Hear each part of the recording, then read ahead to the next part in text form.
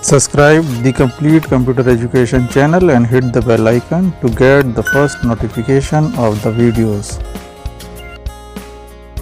नमस्कार, the complete computer education में आपका बहुत बहुत स्वागत है। आज के इस वीडियो में हम क्लास लेंगे टैली का, और टैली के जो ट्रांजैक्शंस हैं, जो एंट्रीज़ हैं, उनको समझेंगे, उनको पास करेंगे, उनके ग्रुप्स को देखेंगे, लेज़र बनाएंगे और कौन से वाउचर में वो एंट्री जाएगी ये भी समझेंगे।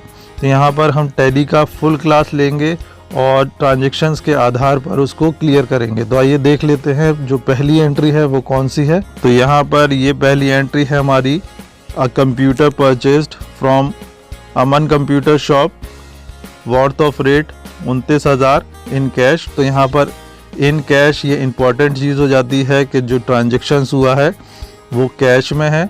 जब कोई ट्रांजैक्शन कैश में हो जाता है तो जो शॉपकीपर का नाम होता है, दुकानदार का नाम होता है, उसकी इम्पोर्टेंस ख़त्म हो जाती हैं। ये हमारा पहला नियम है। तो यहाँ पर ये कैश में हुआ है, दुकान वाले का नाम हमें नोट नहीं करना पड़ेगा, कैश में ही ट्रांजैक्शन को पास करना है। अब दूसरी इम्पॉर्टेंट चीज़ क्या हो जाती है इस एंट्री में कि हमने क्या चीज़ ख़रीदी है। तो यहाँ पर एक कंप्यूटर ख़रीदा गया है, तो इसके लिए हमें कौन सा नियम, कौन सा रूल यूज़ करना होगा। तो सेकंड रूल टैली का, डेबिट व्हाट्स कम्स इन, जो चीज़ आ रही है वो डेबिट की तरफ रखनी है। तो हम अगर परचेज़ करने जा रहे हैं तो हमारे पास चीज़ आएगी, फिक्स एसेट हमारे पास आएगा। तो क्या आ रहा है, कंप्यूटर, तो यहाँ पे लिख देंगे डेबिट की साइड कंप्यूटर। तो कंप्यूटर आ जाएगा डेबिट की साइड। और क्रेडिट की साइड क्या चीज़ आएगी, तो क्रेडिट की साइड हम लिखेंगे जो कैश में हमने ट्रांजैक्शन किया है, ये कैश ट्रांजैक्शन है, उधार नहीं है, तो कैश आ जाएगा। अब तो कैश आ जाएगा यहाँ पर क्रेडिट की साइड, तो यहाँ पर लिख देंगे कैश। तो यहाँ पर ये एंट्री बनेगी DR कंप्यूटर CR कैश। तो इस तरीके से ये एंट्री पास हो जाएगी। और ये जो एंट्री है इसके अंदर जो ग्रुप बनेगा, एक कंप्यूटर का बनेगा जो कि फिक्स एसेट में आएगा, दूसरा कैश का बनेगा जो कि कैश अकाउंट में आएगा। ठीक है, इसके बाद कौन से वाउचर में इसको पास करना होगा, क्योंकि ये कैश से रिलेटेड एंट्री है और कैश परचेस किया गया है, इसलिए ये पेमेंट दिया गया होगा, तब आप कैश पेमेंट से कोई चीज़ खरीद सकते हैं। तो ये पेमेंट एंट्री में आएगी, इसका मतलब F5 पेमेंट वाउचर। तो यहाँ पर ये सब चीज़ें हमें पता चल गई कि ये जो एंट्री है कैसे पास होगी। इसके आगे चलते हैं। जो सेकेंड एंट्री हमारे पास आ रही है वो है रेंट पेड। तो यहाँ पर हमने रेंट को दिया है। तो रेंट आपको पता है कि रेंट जो होता है वो एक तरीके से एक्सपेंसेस होता है, और नियम बोलता है, थर्ड जो नियम टैली का है, आपको सारे नियम आपको याद होने चाहिए तब आप ये ट्रांजैक्शंस कर पाएंगे। तो थर्ड जो रूल बोल रहा है, all the income and gains आता है credit side, all the expenses and losses आता है डेबिट की साइड। तो जितने भी एक्सपेंसेस होंगे और जितने भी लॉसेस होंगे वो आएंगे डेबिट की तरफ। तो यहाँ पर ये एक्सपेंसेस है, रेंट जो है एक्सपेंसेस है, इसलिए ये आ जाएगा DR की तरफ। तो DR की तरफ हमने लिख दिया रेंट। अब बचा CR। तो CR की तरफ क्या चीज़ आएगी, तो यहाँ पर हमने पेमेंट किया है अमित कुमार को, तो अमित कुमार CR में नहीं आएगा क्योंकि ये एक नाम है। अमित कुमार को दिया गया है चेक, और चेक उसने जाके बैंक में रखा होगा, अपनी जेब में नहीं रखा होगा। तो जो क्रेडिट होगा वो बैंक ही होगा, क्योंकि बैंक में ही वो चेक जाके लगाएगा। तो यहाँ पर ये लॉजिक लेते हुए हम चेक को लिख देंगे क्रेडिट की साइड। तो चेक की जगह हमेशा टैली में हम वर्ड यूज़ करते हैं बैंक, तो यहाँ पर आ जाएगा बैंक। तो ये एंट्री इस तरीके से पास हो जाएगी। DR में आ जाएगा रेंट और CR में आ जाएगा बैंक। तो ये बन गया डेबिट एंड क्रेडिट। अब लेज़र देख लेते हैं कौन कौन से बनेंगे। तो यहाँ पर एक रेंट का लेज़र बनेगा जो कि जाएगा इनडायरेक्ट एक्सपेंसेस में, एक बनेगा चेक का जो अंडर टू बैंक आ जाएगा। तो इसके ये लेज़र हो गए। अब ये किस एंट्री में, मतलब किस वाउचर में ये पास होगी, तो इसके लिए पेमेंट लिखा हुआ है, यहाँ पे पेड किया गया है चेक, तो ये एंट्री पास होगी पेमेंट वाउचर में जाके। तो यहाँ पर ये तीनों चीज़ें ऐसे एंट्री के लिए आप सभी को समझ में आ गई होंगी। नेक्स्ट एंट्री देख लेते हैं। तो यहाँ पर ये नेक्स्ट एंट्री है सैलरी गिवन टू स्टाफ। तो यहाँ पर एक सैलरी दी गई है स्टाफ को, तो सैलरी देना भी एक तरीके से खर्चा है, मतलब अगर आप सैलरी दे रहे हो स्टाफ को तो आप एक्सपेंसेस कर रहे हो। जून की सैलरी दी गई है, कैश दी गई है। यहाँ पर ये चीज़ इंपॉर्टेंट हो जाती है कि एंट्री जो है कैश है, इतने रुपए की सैलरी हमने स्टाफ को पेमेंट करा है।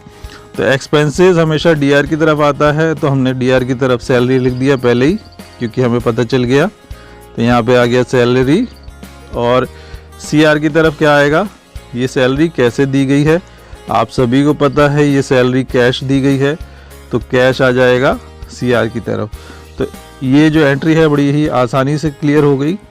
सैलरी टू कैश आ गया। इसमें आप देख लेते हैं इसमें जो लेज़र हैं वो कौन कौन से बनेंगे। तो यहाँ पर एक लेज़र बनेगा सैलरी का, जो अंडर टू इनडायरेक्ट एक्सपेंसेस आ जाएगा। इसके बाद दूसरा बनेगा कैश, जो कि ऑलरेडी टैली के ऊपर कैश का लेज़र बना ही रहता है। इसके बाद कौन से वाउचर में इसकी एंट्री होगी, क्योंकि गिवन है, गिवन मतलब देना, इसका मतलब सैलरी हमने दी है, पेमेंट की है स्टाफ को, तो ये भी हमारी आ जाएगी एंट्री F5 में, पेमेंट वाउचर में। तो ये तीनों चीज़ें इसकी भी क्लियर हो गई। आई होप आपको ये एंट्री भी समझ में आ गई होगी। नेक्स्ट एंट्री देख लेते हैं। जो नेक्स्ट एंट्री है वो है सोल्ड की, सेल की। तो यहाँ पर सेल किया गया है, तो ये इम्पोर्टेंट हो जाता है। किसको सेल किया गया है, राम कुमार को। यहाँ पर कहीं भी कैश नहीं लिखा है, इसका मतलब है जो सोल्ड हुआ है, जो सामान बेचा है राम कुमार को, वो उधार बेचा है। तो जब भी हम उधार माल बेचते हैं तो जिसको बेचते हैं या जिससे ख़रीदते हैं उसका नाम बहुत इम्पोर्टेंट हमारे लिए टैली में हो जाता है। तो यहाँ पे सेल की एंट्री है, तो यहाँ पर राम कुमार को उधार माल बेचा है, तो जो चीज़ जाती है वो आती है क्रेडिट की तरफ, क्योंकि सेकंड नियम क्या बोल रहा है, डेबिट व्हाट्स कम्स इन और क्रेडिट व्हाट्स गोज आउट। तो यहाँ पे सोल्ड जाता है तो हमेशा क्रेडिट की तरफ सेल ही आएगा, ये आप हमेशा याद रखिए। परचेस हमेशा डेबिट की तरफ और सेल हमेशा क्रेडिट की तरफ जाएगा।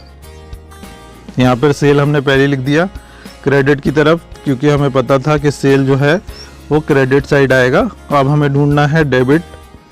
तो डेबिट में क्या चीज़ आएगी, क्योंकि ट्रांजैक्शन कैश नहीं है, ट्रांजैक्शन है उधार, तो हमें जिसको हमने सामान बेचा है उसका नाम नोट करना कंपलसरी है। तो यहाँ पे आ जाएगा राम कुमार। तो debit Ram Kumar to sale, ये इसका डेबिट एंड क्रेडिट निकल आया। इसके बाद ये एंट्री किस में पास होगी, क्योंकि उधार है, क्योंकि ये एंट्री उधार है तो ये जाएगी सेल वाउचर में, F8 वाउचर बनेगा। और इसका ग्रुप क्या बनेगा, तो देख लेते हैं इसके ग्रुप कौन कौन से बनेंगे। तो यहाँ पर सोल्ड है, तो सोल्ड का आ जाएगा sale under to sale account, और राम का बन जाएगा, क्योंकि उधार माल बेच रहे हैं तो राम आ जाएगा सन्डी डेप्टर्स के अंदर। तो यहाँ पर उधार माल हमने बेचा है Ram Kumar under to सन्डी debtor. तो यहाँ पर ये एंट्री पास हो गई बड़ी ही आसानी से, आप सभी को समझ में अभी आ गया होगा। नेक्स्ट एंट्री और देख लेते हैं कौन सी एंट्री आ रही है। तो यहाँ पर जो पांचवी एंट्री आई है, यहाँ पर जो पांचवी एंट्री आई है, रिसीव रेट 6,000 रुपये from Amit Kumar by cash. तो यहाँ पर कैश इंपॉर्टेंट हो गया कि जो ट्रांजैक्शन है कैश है, बड़ा इजी हो जाता है जब कैश आ जाता है।